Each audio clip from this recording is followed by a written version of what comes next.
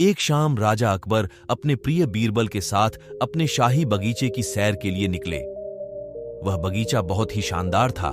चारों ओर हरियाली ही हरियाली थी और फूलों की भीनी भीनी खुशबू वातावरण को और भी खूबसूरत बना रही थी।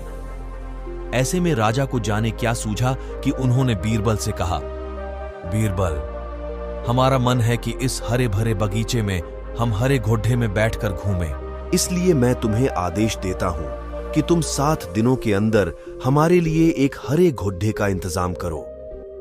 वहीं अगर तुम इस आदेश को पूरा करने में असफल रहते हो तो तुम कभी भी मुझे अपनी शक्ल न दिखाना।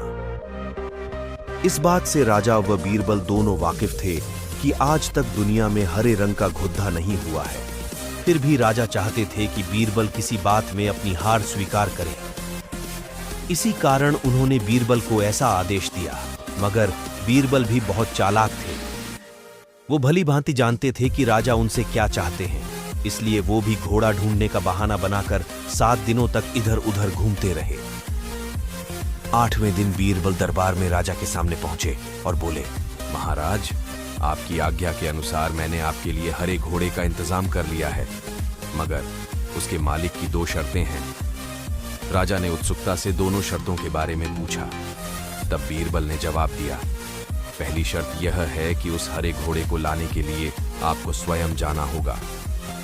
राजा इस शर्त के लिए तैयार हो गए। फिर उन्होंने दूसरी शर्त के बारे में पूछा।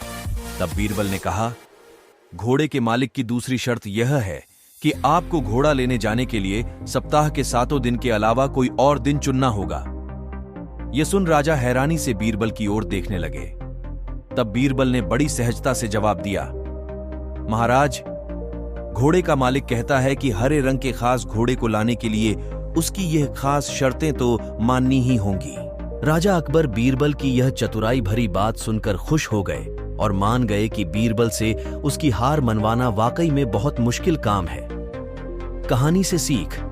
यह कहानी हमें यह सिखाती है कि सही सूझबूझ और समझदारी के साथ नामुमकिन लगने वाले काम को भी आसानी से किया जा सकता है। ऐसी ही और वीडियो देखने के लिए हमारे चैनल हिंदी मोरल स्टोरी को सब्सक्राइब करें।